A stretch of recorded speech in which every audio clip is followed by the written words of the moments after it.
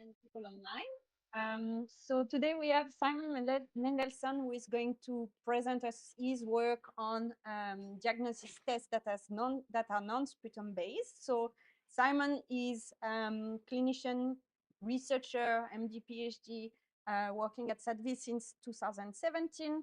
Before that, he was with Médecins Sans Frontières, working in prisons in Malawi, implementing programs on HIV and TB. And he was also in public sector working with different programs on TB and HIV.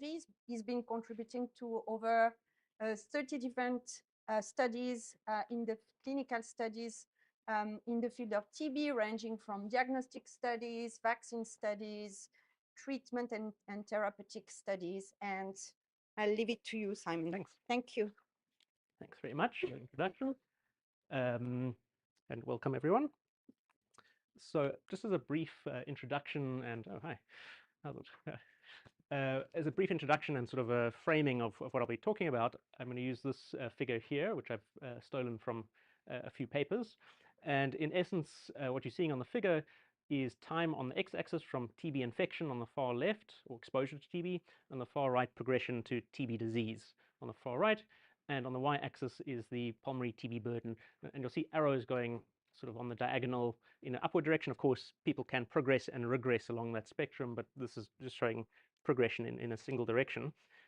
And what we're all very familiar with on the far right of the spectrum for TB is symptomatic TB. People who are ill, have got symptoms of TB, presenting to their healthcare facilities, and the doctors or nurses then collecting sputum, and those individuals will be sputum positive. They started on treatment. That's really the easy to diagnose group. So just a little vignette to warm everyone up. This is a participant enrolled in one of our SATV studies, a 38-year-old HIV negative male who presented with a month history, typical history of a non-resolving productive cough, fever, coughing up blood, that's hemoptysis, and losing weight, typical TB symptoms. As is typical in our community, he had no known TB contacts, he had no prior TB history. Also very common in our community, he's a smoker, and he has a sort of a lowish, borderline low BMI. Just to orientate you, I know that people in the room who are not familiar with chest x-rays, this is a normal chest x-ray from another participant in one of our studies. And let me turn on the laser pointer. There we go. So what you see over here are the lung fields, right? And these are typical normal lung fields with those sort of white streaks are vascular markings, which are totally normal.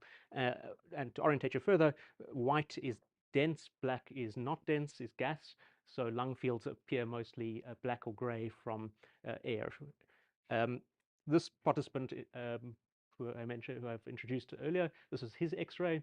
And you'll notice that there's some areas that have got more white in them. So this is infiltrates or consolidation in the lung fields. It looks almost cloudy, like cotton candy floss, or cloudy appearance. I'll take you back a bit like that.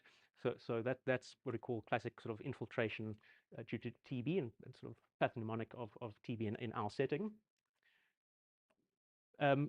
In keeping with that picture on the X-ray, this participant had a C-reactive protein. That's a Q-fate protein, a mark of inflammation, a CRP level of 150, which is markedly elevated. He was also sputum culture positive, a very fast time to positivity of 7 days, and an expert ultra high semi-quantitative results. So this is a typical, easy to diagnose case. You don't need to be a doctor or someone who's working in the field to diagnose this. You can, the analogy, you could be a detective, you can be a police officer, and you could diagnose this quite easily. Where it gets more tricky is along the other end of the spectrum. So I'm going to just start on the far left of the spectrum. You have people who've been exposed and infected with TB, and some of those people clear infection. And at the moment we use tests such as the IgRA interferon gamma release assay or tuberculin skin test to differentiate those with an immune response to TB or not, but it does not tell us if they have cleared infection or if they have a persistent infection, and we don't have any good tests in clinical practice for that at the moment. We also don't have any tests to determine who along that spectrum is progressing towards TB disease, so who's getting sicker, individuals where there is loss of immune control, and who's going to develop disease imminently, what some people refer to as incipient TB. And then just below symptomatic TB, we have this group called asymptomatic TB or subclinical TB. These are people without symptoms. Uh, we define them as individuals without, not aware of, or not reporting symptoms of tuberculosis. So people who are at home, they may have a cough in the morning, they may be smokers and have a cough associated with smoking, but they don't associate that with ill health. They're not going to the clinic. Many of them are completely asymptomatic. And in our communities, we find quite a high prevalence of asymptomatic TB. At the moment, you can only detect it if you go out and actively look for it, because these people aren't going to the clinic. So you need to do screening such as chest X-ray or sputum microbiology to find it. Uh, Another little vignette now of what these asymptomatic TB cases look like. So here I've got another participant in a SATV study, a 26-year-old female, again HIV negative. We enrolled her from the community, reported no symptoms at all. We even asked about, do you have a cough in the morning? Do you cough? Are you a smoker? And this participant is a smoker, no cough associated with the smoking. Only risk factor she has is that she had TB more than 2 years prior, which is again quite common in our community, but no other risk factors. If we look at an X-ray, to the naked eye, to the untrained eye, it looks pretty normal, just normal lung markings. If you look really closely, you can see two tiny lesions over there and over there, really small, which could be sort of early granulomas or early TB lesions, or perhaps calcified old TB lesions. It's really difficult to say. In this case, the interferon gamma release assay result was 10, so indicating MTBE sensitization. Again, we can't tell if this is current infection or cleared infection, or if it's disease based on that result. And in fact, this case, the CRP level was 1.8, which is totally normal, which is really near the minimum limit of detection. So this one's a really tough case to decide on. And without sputum microbiology, there's nothing really going for starting this person on treatment. In this case, though, this patient was sputum culture positive and expert positive. So it took 18 days to culture TB, which was speciated and was MTB, and it was ultra trace positive. And further confirmation was the sibling was also found to have asymptomatic TB. So both pairs who happened to come in on the same day were both found to have asymptomatic TB, the brother with more extensive disease. So at the moment, the WHO recommends two main approaches for finding TB for active case finding. That is symptom screening and chest X-ray. So that's going out in the community and doing mass screening. The problem with this is that from a number of national prevalence surveys, so this is a collection of prevalence surveys from a systematic review, and these surveys are conducted broadly in African in red and in Asian settings in blue. And this is the prevalence of, or the symptom status of the individuals diagnosed with TB on these prevalence surveys. And roughly 50% of the TB cases in the survey were symptomatic.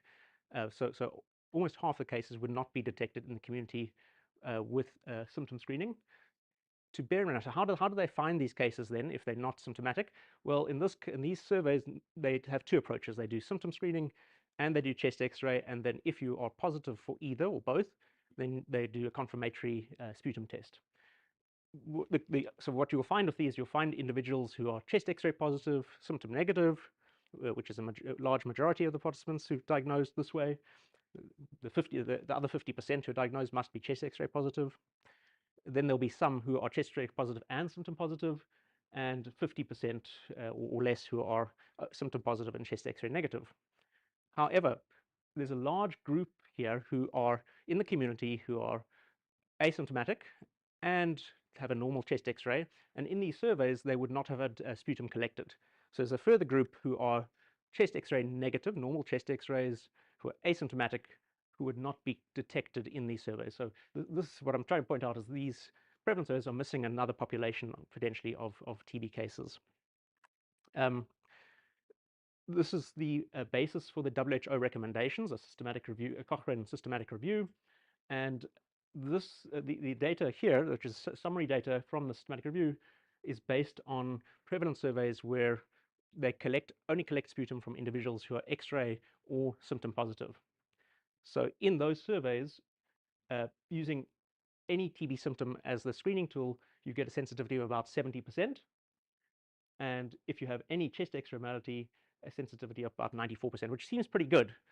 But what these studies may be missing are the individuals who are both chest X-ray negative and symptom negative, who would not have had a sputum sample collection. So the key questions that we wanted to address is what proportion of TB is missed by symptom screening and chest X-ray active case finding approaches? What is the clinical phenotype of this asymptomatic TB in our communities? And can we detect asymptomatic TB by blood biomarkers or by other non-sputum respiratory sampling approaches? So firstly, what proportion of TB is missed? So the first thing we did is we looked in the literature. So the data I showed you earlier from a Cochrane systematic review, that included all national prevalence surveys, including ones which sampled from, so just studies which sampled based on positive X-ray or symptom screen. What we've done here is we've compiled a list of studies, smaller studies, which performed universal sputum testing. So this is testing people's sputum irrespective of whether they had symptom or chest X-ray positivity. And so a much smaller number of studies. We get about almost 3,000 total participants if we pull together all the data. And when you pull together these studies, you get a sensitivity for symptom screening quite similar to what they found in that Cochrane systematic review, also roughly 50% sensitivity. Just to point out, the I-squared value is about 89%, so a lot of heterogeneity between the studies, so you have to take it a little pinch of salt. If we look at chest X-ray screening, far fewer studies perform universal sputum testing on all individuals enrolled. And if we look at those studies, so if we look at just chest X-ray screening alone, chest X-ray screening has got a sensitivity of about 62% against a microbiological reference standard. Again, a high I-squared value indicating a lot of heterogeneity in design of studies. If you use both symptom screening and chest X-ray as a pooled screening approach, so either one positive, then you only improve sensitivity marginally to about 67%. But here we only found 4 studies which perform both approaches with universal sputum testing. And again, high I-squared. So it looks like in community settings or in these sort of populations, using either chest X-ray or symptom screening is going to miss 50% in the case of symptom screening, closer to 40% in the case of chest X-rays. So we also wanted to look in our setting among household contacts, how effective these approaches are in finding TB cases. What would be the most appropriate strategy among household contacts? Would be symptom screening, chest X-ray screening, or a combination of both, or universal sputum testing. So we enrolled adults older than 18 years who were recently exposed to adults with pulmonary TB from 3 sites in South Africa, 1 in Gauteng at the PHRU in Soweto, and 2 in the Western Cape, 1 at our site in Worcester, and 1 at Stellenbosch in the Ravensmead site. When these participants were enrolled, we performed a number of investigations. So we performed symptom screening. This is for any symptom of TB for any duration: cough, fever, weight loss, fatigue, night sweats, chest pain, coughing up blood. We also performed digital chest X-rays, had CAD readings on the X-rays, which I'm not going to present that data today. We also had readings by human readers as well. And we classified those as abnormal based on any abnormality suggestive of TB. We also have data on C-reactive protein levels using a multiplex bead array, and sputum microscopy, expert ultra, and midget culture performed universally on all participants. The reference standard we use, the MRS, microbiological reference standard, for a prevalent TB case is defined as sputum positive by either culture and or expert, excluding trace positives. Trace positives were classified as not TB. So we enrolled a total of 979 healthy household contacts, individuals not seeking care. Of those, 51 were confirmed TB cases, and the remainder were not TB. Among the TB cases, so 51 TB cases, about 60%, close to 2/3, were both expert ultra and culture positive. Just under a third were only culture positive, and about 15% were expert ultra positive only.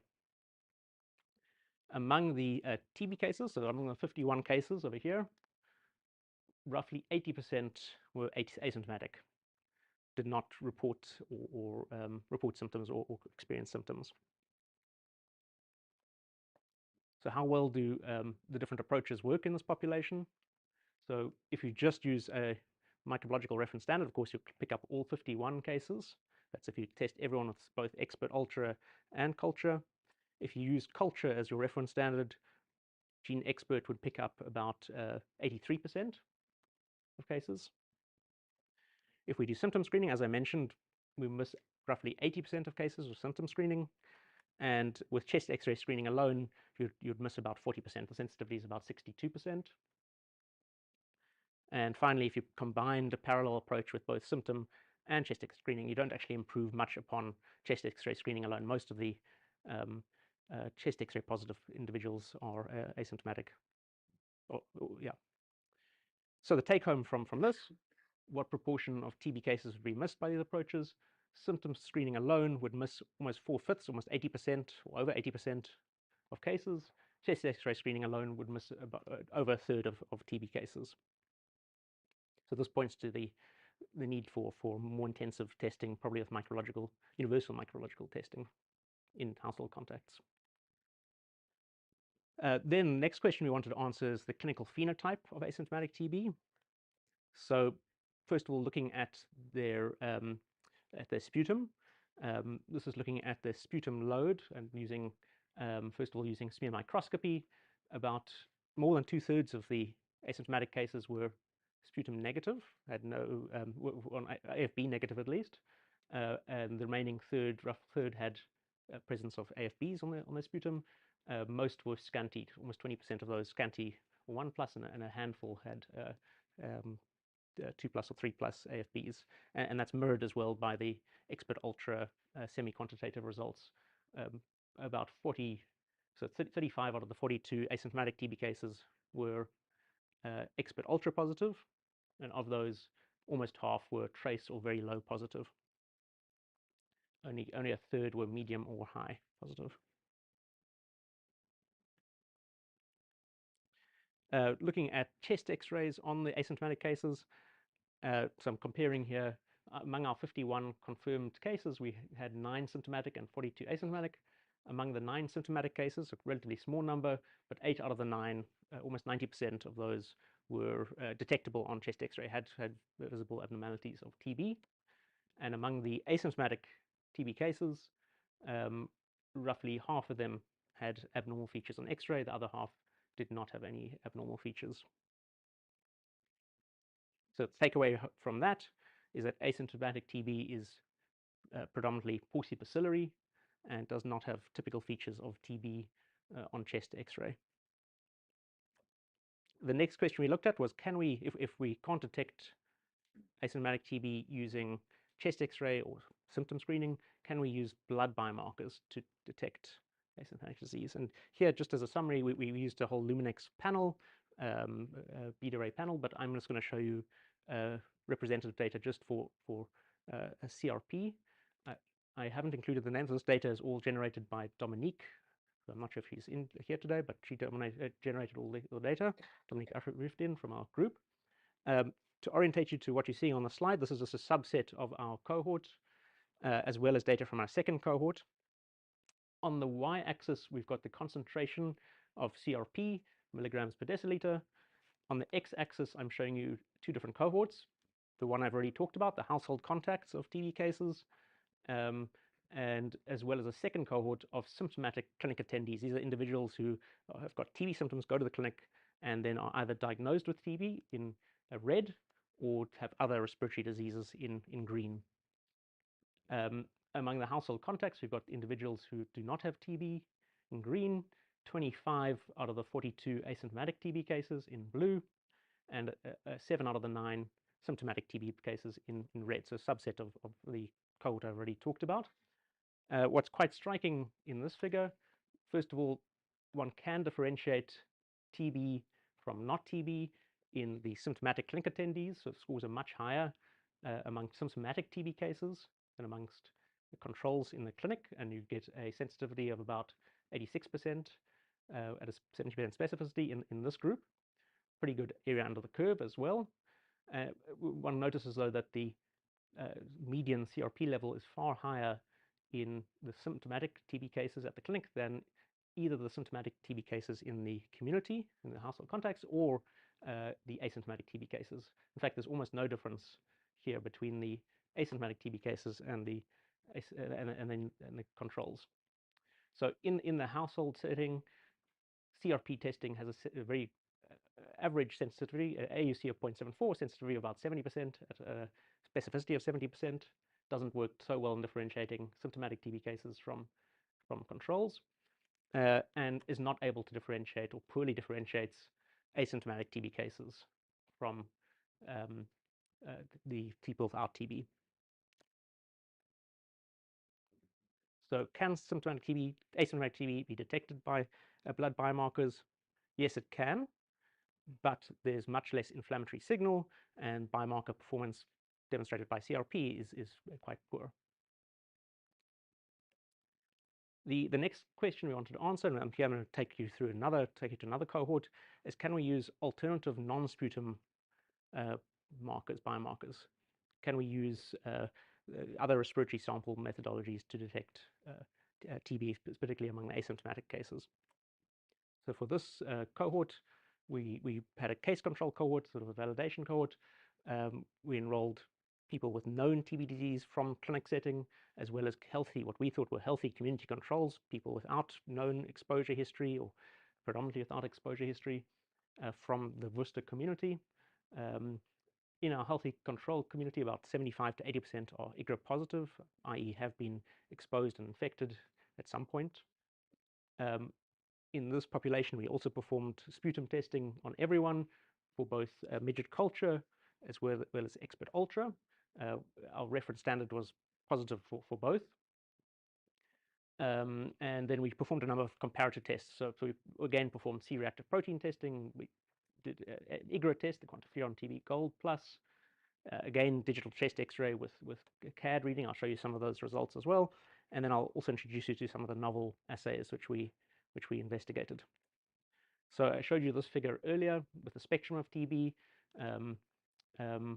Again, asymptomatic TB can be found in household contacts and in the participants I mentioned, but of course, people in the community, at schools, ShopRite, your taxi rank, or Home Affairs Department, could have asymptomatic TB. So that's what this population represents that I'm going to be talking about. And we're going to look at some standard sort of diagnostics, so sputum microbiology, chest X-ray, CRP, and I'm also going to share some data for face mask by aerosol capture or face mask capture, as well as oral rinse sampling. I'll explain how those work. We also collected some other samples as well. So these are all these top methods over here. The face mask, tongue swab, and oral rinse are all to detect TB DNA in samples. We also collected samples which are still being analyzed. We collected exhaled breath samples to detect VOCs, volatile organic compounds, from the breath as markers of TB. I'm just going to focus today on the face mask and oral rinse results. So for this cohort, we enrolled 230 healthy controls in the community, most without known TB exposure or prior TB. And amongst the 230 controls, we found 215 of them were negative by both culture and expert. We were able to obtain sputum samples from almost 98% of our cohort. Of course, the quality of the sputum on some individuals was less than adequate, but we did find TB in individuals who only able to provide salivary samples. Among the 230, we also found 10 cases who were positive for both culture and expert, and a number of others who were positive with either culture or expert, who we excluded from our primary analysis. Among those 10, 7 of them asymptomatic, 3 minimally symptomatic. So short duration of coughs they're regarded as normal coughs due to smoking or due to the cold night air. Among the participants enrolled from the clinic, we enrolled 83, and of those 83, 77 met our primary endpoint of 2 samples positive by culture and expert. And for this primary analysis, we also excluded those with a trace positive result only. So how do our different investigations perform? So this is just looking again at our sort of standards of care at the moment.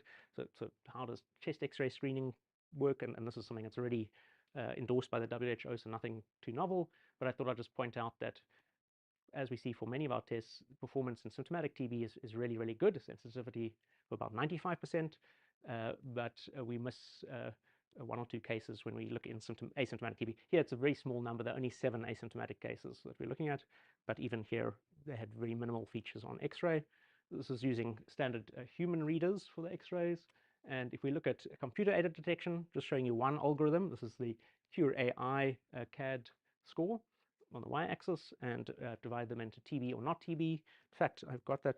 I thought I had it broken down by symptom status, but anyway, the scores are markedly higher for the TB. Most of these are the symptomatic TB. The 2 down here, one of these is symptomatic and one is asymptomatic.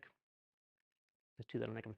The software determines an arbitrary threshold of about 50% as positive or negative. So the using their cutoffs, 50%, among symptomatic people, it's close to 99% sensitivity. Among asymptomatic, they miss one case who so similar to with human readers. So pretty good sensitivity for asymptomatic TB. Just to give you an idea of what those X-rays look like, these are the 2 negative X-rays that were, or X-rays that were not detected. The TB wasn't detected by the software. One of them on the right is asymptomatic, and on the left, symptomatic TB. 2 very small lesions that you can barely see on on the big screen over here. There's a small granuloma perhaps over there, small infiltrate or consolidation, and again up there's a little bit of infiltrates, very, very small in the apex of the lung. That's all that was recognized. Again, we measured CRP. This just mirrors the data I showed you earlier from the household contacts cohort. This is data now from the same case control cohort, and mirrors what we saw earlier. These are symptomatic TB patients recruited from the clinic. These are the asymptomatic TB cases in the community, and you can see that the scores are markedly lower among the asymptomatic cases that we diagnosed in the community, and pretty much similar distribution to the individuals without TB. The CRP doesn't seem that effective, that useful for finding asymptomatic TB. Okay, yeah, and this just emphasizes that, again, sensitivity of CRP in symptomatic individuals about 97%. Specificity, though, is about half, so about 40% sensitivity in the asymptomatic population. Okay, so face mask sampling, face mask capture.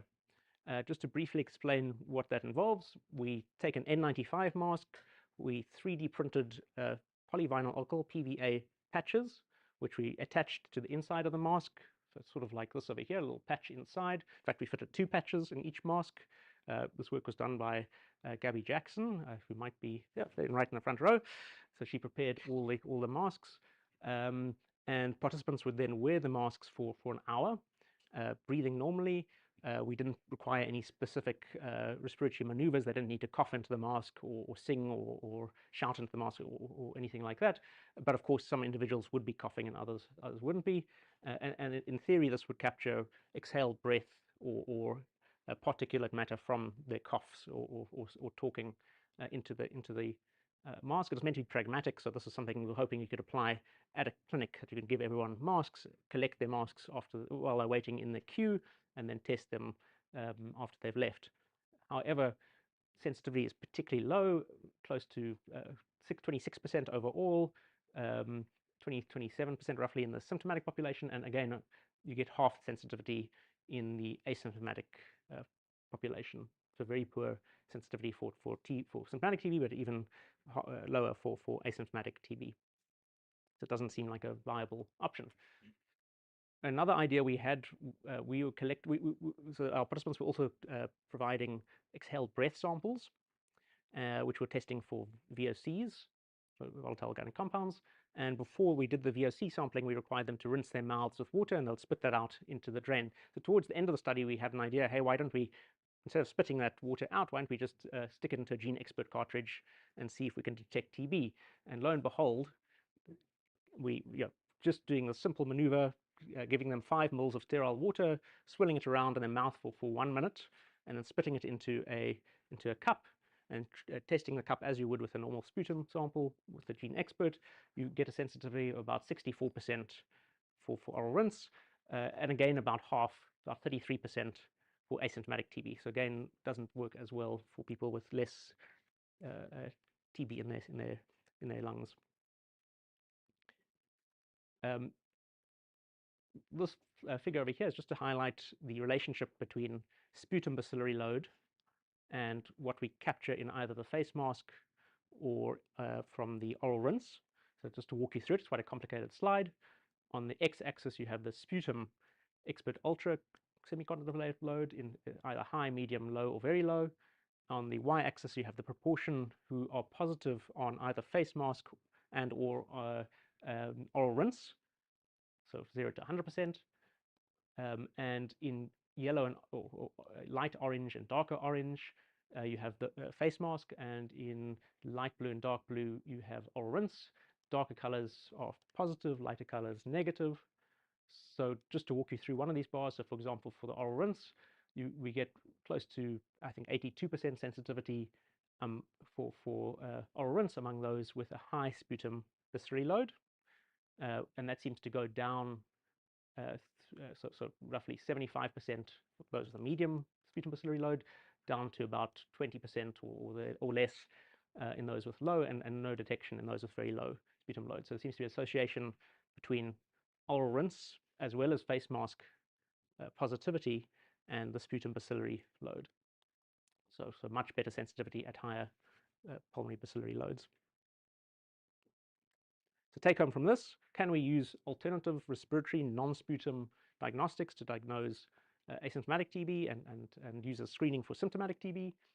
Yes, but the sensitivity of these approaches seems to be about half for asymptomatic TB as of symptomatic TB. And sensitivity seems to be associated with the sputum bacillary load. We also showed you the CAD data, CAD and human read data, and it seems that they perform relatively equivalently, and both have a sensitivity of more than 80% for asymptomatic TB, which is pretty good for mass community screening.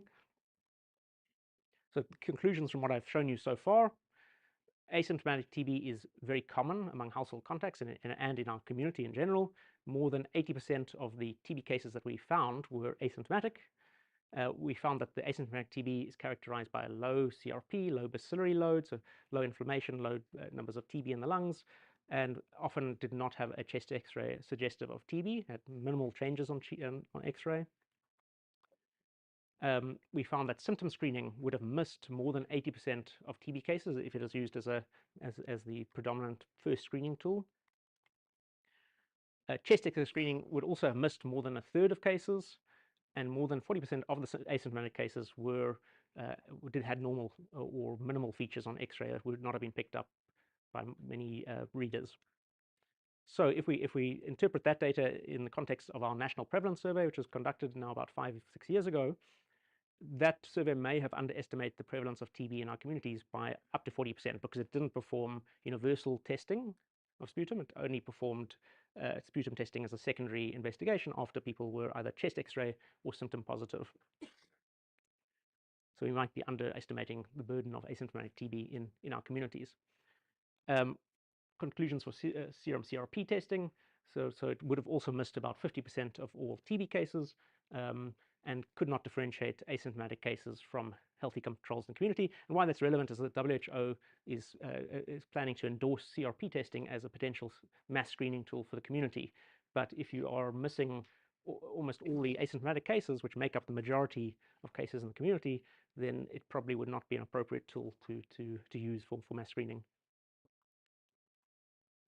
And lastly, just as a sort of broad conclusion, it seems that the triage, these tests that we evaluated, so mostly our triage test for symptomatic TB cases, so CRP testing, chest X-ray, These are things that have been tested extensively in clinic settings, been designed for diagnosing TB in the clinic. For triaging patients who are sick, who have got symptoms of TB, these tests may not be appropriate to roll out for mass community screening. So the tests we use for mass community screening may have to be different, may have to be more specific, may have to be more sensitive tests. In the last few minutes, I've got some very cool data from Munya Mashoshi, who may be in the audience as well, on MTB-specific T-cell activation markers and their relevance in this particular population as well. So maybe in 5 minutes, I'll just add a little extra layer onto this. So I've talked up until now about subclinical asymptomatic TB. I haven't really talked about many of our markers of persistent infection, which we don't have in our arsenal in the clinical setting. We do have IGRA, as I mentioned, not able to differentiate cleared from persistent infection. I'm going to just talk you a little bit through T-cell activation markers. So first of all, quantiferon, which is an IGRA test in our population, not very useful. Most of our TB cases were positive, but so were most of our healthy controls in the community. So almost everyone, 78% of our healthy population are IGRA positive. So not a very useful test to roll out for diagnosing or detecting TB disease in our population, perhaps useful in certain select groups. By contrast, I'll give you a very brief introduction to T-cell activation assays. So for quantiferon TB gold, for this assay over here, you are only measuring antigen specificity, measuring how MT-specific T cells are increased or present or not, and the level of interferon gamma that's released by these cells. But so it's telling you specificity to TB, but it doesn't tell you whether these have seen TB recently or distally, whether there's currently TB in the system. So that's where the MT-specific T-cell activation markers come in. So this is looking at a test similar to IGRA here. This is, I think, just by flow cytometry, looking at interferon gamma, TNF positive, CD3 positive cells, MT-specific cells. This is quantiferon negative population, quantiferon IGRA positive individuals, and TB positive. And what recent and persistent relate to here is people who've had multiple quantiferon tests and people who are recent converters, so who are negative IGRA and became positive. And persistent implies people who have been consistently positive with their IGRA testing. And using just measuring MTB specificity of T cells, you can't differentiate people who have recent or remote infection, recently converted their IGRAs to remotely convert their IGRAs, or TB cases. You can't differentiate those groups. However, if you measure the proportion of those cells which express HLA-DR, an activation marker, you can then differentiate individuals with recent versus persistent IGRA positivity, and potentially also those who have TB as well. So Munya, amongst others, measured this assay, what we call TUSA, but the MT-specific T-cell activation assay, in a subset of participants from the same cohort, 21 IGRA negative, 30 IGRA positive, 22 TB patients. This is using venous blood. And of those IGRA negative, we actually found that 8 of the IGRA negative individual, QFT negative, did have responses to MTB antigens and expressed cells expressed interferon gamma or TNF. And out of those 8, 2 had HLA-DR activation above a certain threshold. So here we had used a threshold of 10% expressing HLA-DR. And you'll see that there's not much difference between the median levels in IGRA negative and IGRA positive group, much higher in the TB group. What we wanted to demonstrate, you can also measure the same assay using finger prick blood, and we get very similar results, that you can differentiate TB cases from IGRA positive. So it's an added layer on IGRA positivity. So you can use it to potentially diagnose TB. How does that relate to sensitivity and specificity? So using the results from the TUSSA, you get a sensitivity for TB in a smaller subset, but about 95% sensitivity. These were all symptomatic individuals, so I can't give you a breakdown with asymptomatic TB, and pretty good specificity as well for ruling out TB. So why I wanted to show you that data is just to give you a little vignette of how this test might be useful in a clinical context. So this again is a case of an asymptomatic TB patient. So actually there were, so some of these were asymptomatic, some of the TUSSA positive. So this is a 20-year-old male, HIV negative, had a normal cough for about a month, didn't regard it as being, regard himself as being sick, hadn't been to a clinic. Again, was a smoker and thought his cough was probably due to the smoking. Again, no prior TB history, no known TB contacts, again, typical of our setting. Low BMI, so underweight, but with normal hemoglobin, which is often a marker of more advanced TB. And what we found on his X-ray is patchy, again, this patchy infiltration, particularly in the upper lobe, which in our setting is pathognomonic of TB. And on using the CAD software, again, also positive in the CAD software, score greater than 0.5. And interestingly, for this participant as well, a TUSSA positive as well. So had a threshold greater than 10, so suggestive of active TB. So this is where it might be useful in a clinical setting. You could perform a TUSSA test and decide whether to either investigate further, perform sputum testing, or start treatment. So in this case, this participant was sputum culture and expert negative, but within a year of our enrollment, we followed them up because of the positive X-ray and had started TB treatment based on a conversion, sputum conversion, had converted to expert positive. This is someone with incipient TB or with early changes on X-ray. Another interesting vignette as well. This is a participant who actually presented to the clinic with this rash on her legs, which is a sign called erythema nodosum, these sort of raised papules on the leg, purplish papules. Otherwise completely asymptomatic, healthy, young, no risk factors at all, normal BMI, normal hemoglobin. When we collected sputum from her, culture was negative. Her expert, though, trace positive. CRP low, so no signs of inflammation. IgRA positive again, but we don't know if this is past or present TB.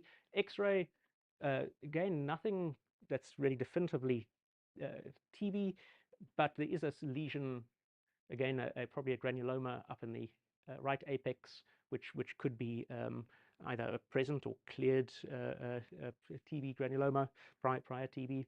Can't really differentiate here. But with this participant, again, the TUSSA positive, 32%. So again, pointing towards TB disease. And this person did start on TB treatment on the basis of the positive expert and the erythema nodosum. So again, these might be interesting use cases for TUSSA in the clinical setting.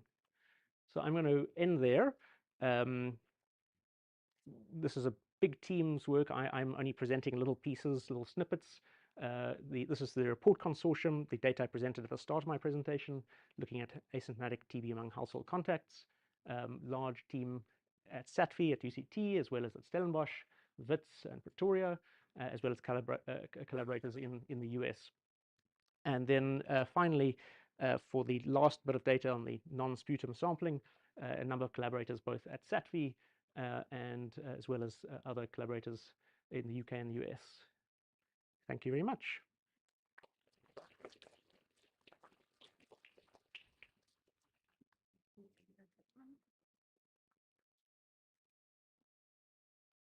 Thanks so much, Simon. So now we're going to take questions. I'm going to give you that little thing so people online can hear your questions.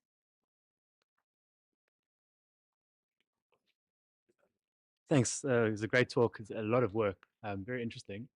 I guess my question on asymptomatic TB is, what is the risk of developing TB? Because as we get more and more sensitive diagnostics to find the bacteria, is it sufficient to just find the bacteria to call disease and someone we need to treat? Is someone, if we find the bacteria, are they always at risk? But if they're not at risk of progressing, should we be giving antibiotics? Yeah, that's a very good question. Tricky one to answer because we don't know. There's an ethical dilemma when you find asymptomatic TB. in that you have to treat it because we don't know the risk outweighs the risk of not treating it outweighs the risk in treating it. So we refer all patients diagnosed with asymptomatic TB to the clinic. Most of them do get treated. We've had a few cases where we follow them up. The individuals who refuse treatment, refuse referral, we follow them up. And most of those individuals that we followed up so far, and this is really a handful, so it's not very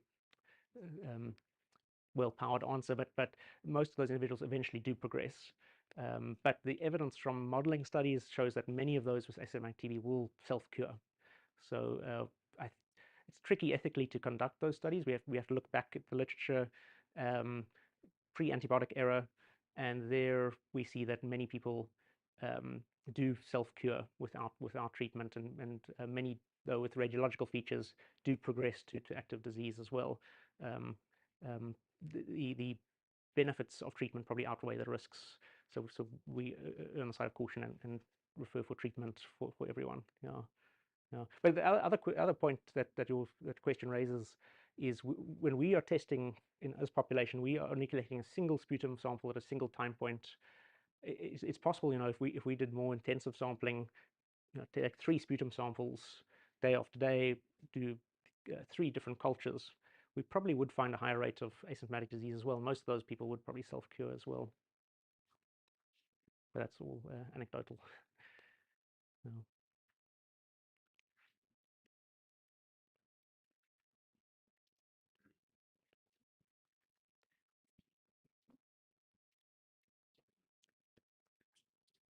Thanks. Thanks, Simon. My question is just about when we look at CRP and many of the other blood-based things, I think in the studies that evaluate those things, it's usually focused around once-off sampling, which makes sense in the context of population screening. That would be the ideal. And it's obviously not a novel idea, but obviously you can expect that if you sample over time, that you'll see a trend, and the trend itself can become informative. But I haven't seen a lot of studies in the context of that actually incorporate that into the design. When you look at asymptomatic TB, you look at the absolute levels, it doesn't discriminate, but if you would repeat it, say over a month or whatever, and you evaluate the predictive value of the trend over time. And I was just wondering if you have any view on that. If you can design studies that look at that, you could potentially also look at the question, that he was talking about, what is the risk of progression? And again, is that informed by trend of simple biomarkers? So I think the idea is similar. If biomarkers are cheap and simple enough, then even though it's still difficult to implement programmatically, there is some potential for making that the strategy of repeating things over time, and then getting additional information and value from repeated tests. But yeah, your thoughts on that? So there's certainly, we do have data for progression to TB. So following people up, for example, the adolescent cohort study, following up healthy adolescents 6 monthly and collecting RNA samples, plasma samples, and looking at changes in gene expression over time, and you can see a trend, a progression, but so you would see CRP levels increasing over time, but programmatically, I don't think that would be a feasible option for even in a community like Worcester, where there's a very high burden of TB. I don't think it'd be cost effective to screen 100,000 people every 6 months or every year to see if there's an increase. But maybe more effective would be to do repeat sputum screening, which is more definitive. But I don't think the Department of Health would buy that. Yeah, great work. I just want to understand the biological reason for why the TASA assay is similar between the recent infection and TB, but different from persistent infection. If I saw it well, the TASA assay, the results are more similar between recent infection and TB. Yes. But the persistent infection was much lower down. So just to understand the biological explanation for that.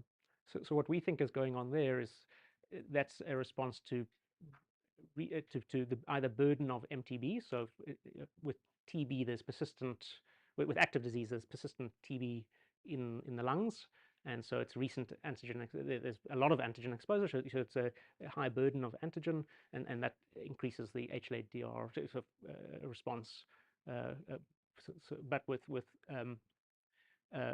recent exposure, there might be a lower antigen load. These are people who aren't sputum positive, who don't have TB disease. So it probably relates to sputum and pulmonary bacillary burden, that you've got higher bacillary burden and disease, and people who are recently infected have either cleared infection or got very low levels of TB. Yeah.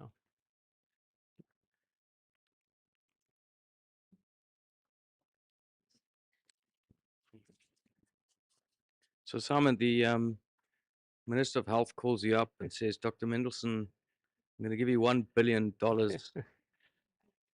Design a TB management strategy that includes asymptomatic TB detection and treatment.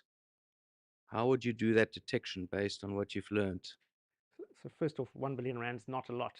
Billion. 1 billion rand is not a lot. 10 billion. 10 billion. Yes, Yeah. you're a good negotiator. It's not enough. Yeah.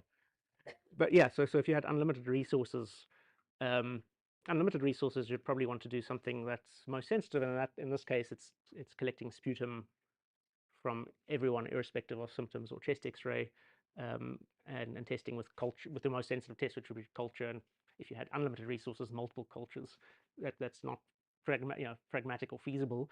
But with our current tools available, the best that we have at the moment probably is chest x-ray and CAD. So what's currently being done using it's at least will be done, or will be re-implemented, is using a combination of symptom screening and chest x-ray. That's the best that we have at the moment. From the data here, you're going to miss 30% of cases, more than a third of cases with the chest x-ray, but it's better than any other tools we have at the moment for screening.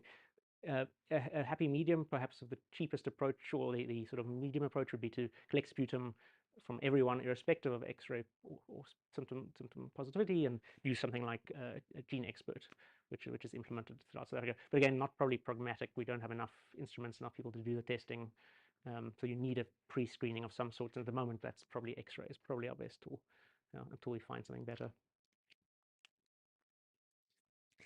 Did you see this paper about like rats smelling sputum and identifying TB cases? Should we try? Yeah, exactly. So that's what these guys are trying to do. So Jane Hill at the University of British Columbia, the team at Inspect IR, University of Texas, and Alstone Medical in the UK. So we're collecting breath samples for them. So these are patients. They're collected in various manners, but some of them they wear the easiest one is with the UVC crowd. You blow into balloon, a Tedler bag. After about 20 breaths, the bag's inflated, and then we push the breath through a sorbent sampling tube and collect any VOCs into the tube, and then they use mass spec to identify VOC compounds in that sample. The Alstone team have got a more complicated setup. They don't want to sample just your exhaled breath. They want to sample your vital capacity. So they have a setup which is attached to a spirograph. So it actually measures your exhalation, inhalation, and only collects a certain portion of your exhaled breath, only the last forced vital capacity from your lung. So the deep air in your lung, and then again the same idea. It's pushed through a sorbent tube and tested with the mass spec approach. And the Inspector R approach, which hasn't worked, is to use a McDonald's straw attached to their mass spec device, and you really blow. They've sort of built a home-built mass spec. You blow through the McDonald's straw straight into the instrument, captures the breath, and you get a readout within a minute. Of different mass specs, you can't actually quantify specific, or we can't identify specific spectra, but it can give you some potentially useful signal. Unfortunately, that hasn't worked, that approach. But yeah, that's the idea, is to mimic rats sniffing.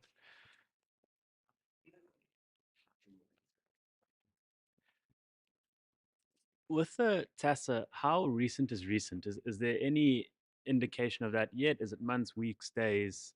Because it'd be really helpful to know what sort of the range of recent is, as opposed to some vague like.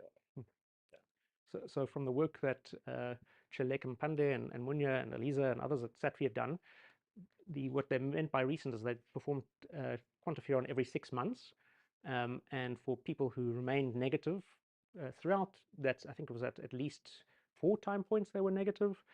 For those who were consistently positive, they were positive at the same 4 time points, so 6 months apart, so roughly 2 years of positivity.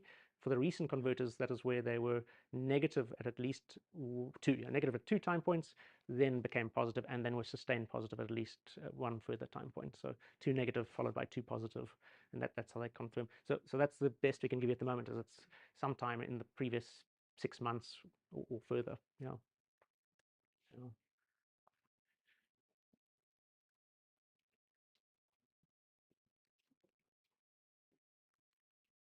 Hi, so this is not really my area of research. This might be something that everyone knows. But I want to know about extrapulmonary TB and how common it is and how is it detected? Like, are the lungs always affected? And so do you always pick it up through the lungs, like through x-rays, or are the lungs somehow like not affected at all? And so then how is it diagnosed or picked up? So it's not really my field of expertise, but certainly, yeah, the port of entry for TB is generally through the lungs. For MTB complex, for BCG in the past, you could get it through drinking infected milk or things, get gut TB, but I don't think that's common at all in South Africa. I think as far as I know, as far as I understand it, the main route of entry is primarily for primary TB into the lungs, the granuloma, and then secondary spread elsewhere. But I can't speak to the prevalence or of it. Yeah. Sorry? 14%. 14%. Thank you.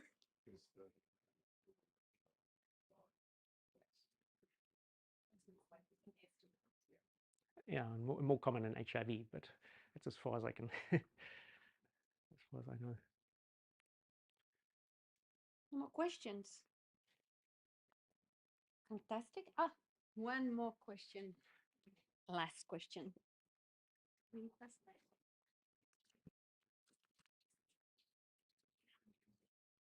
Thank you for the presentation. I just wanted to ask, like in patients who have HIV and aren't able to produce sputum, what would this still apply to them, or what would happen in that case? So how does this apply to people with HIV? Yeah, could you apply it to people who have HIV, or what would you suggest?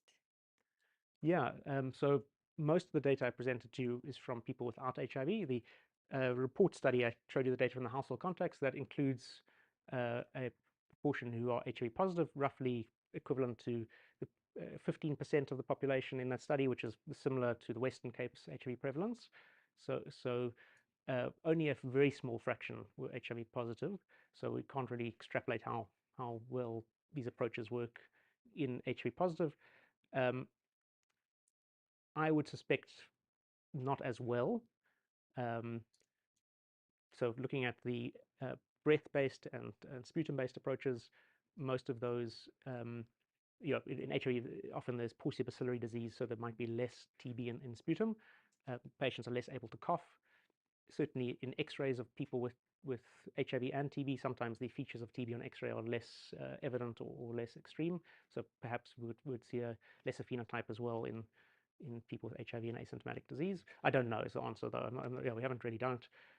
And TUSA as well. I don't know if we've evaluated that in people with we are evaluating. It's CIDRI have looked at low. Right, yeah. So less positive T cell, less antigen-specific T cells. Oh. Actually, yeah. Right. With HIV. The difference between Mm. infection and disease. Everything is higher. Right. It's a higher cutoff. Right. It works. It's a sort of non-specific activation. Okay. Okay. Good. Yeah, thank you. Thank you so much, Simon. Thank you so Pleasure. much for all the discussions, and hopefully for people online, we'll manage to get you participate to the discussion too soon. Great. Have a good day, everyone.